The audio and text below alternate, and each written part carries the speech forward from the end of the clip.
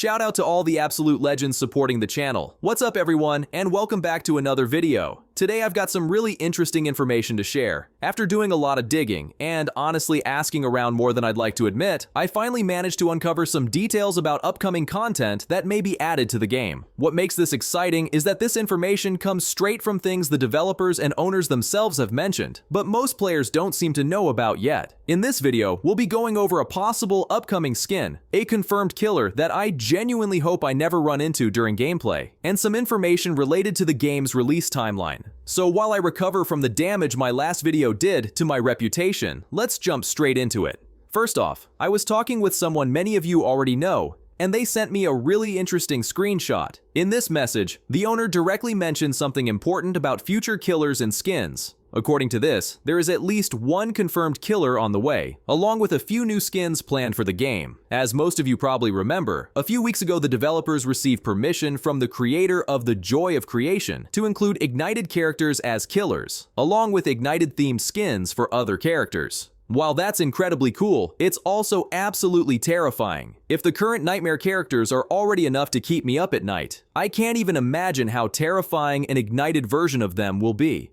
These developers really want to push fear to the next level. Next up, let's talk about a possible upcoming skin for Springtrap. I'm honestly not sure if the owner was joking or being serious when this was mentioned. Even if it started as a joke, there's a chance it could actually make its way into the game. Personally, I'd prefer something a little less horrifying, but knowing this game, that's probably wishful thinking. Either way, the skin design itself looks pretty cool. Now let's move on to something smaller but still interesting. While looking through some very old messages in the server, I came across a video posted by one of the developers showing an upcoming emote. At first, it looks like the character is trying to attack something, but by the end of the animation, it's clear that the emote is actually a scared reaction. It's nothing groundbreaking, but it's still worth mentioning.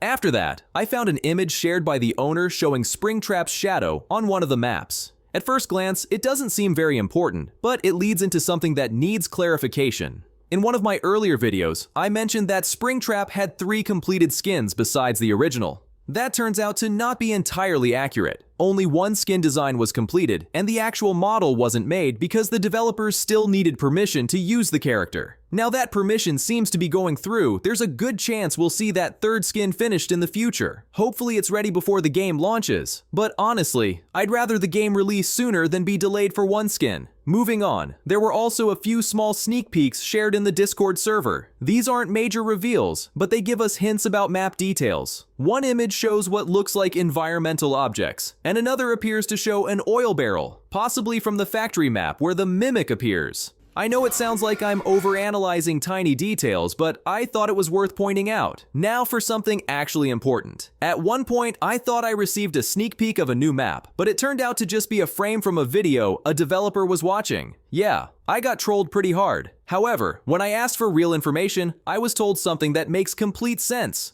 The game will release when it's ready. Shocking, I know. There was also a mention of another future killer, possibly a puppet character. I'm not very familiar with the game's lore, so I don't know much about it, but it was confirmed that this character will eventually be added. That said, it's likely going to take a long time, depending on how fast permissions are granted and how quickly development moves forward. Before wrapping things up, there are 2 more things I want to mention. First, someone shared a screenshot from inside the elevator that leads to the lobby. It was probably taken by a tester, and while it's not anything crazy, it's still cool to see. Finally, the game's Discord server is close to reaching 100,000 members. If that milestone is reached, the owner might release a special sneak peek to celebrate.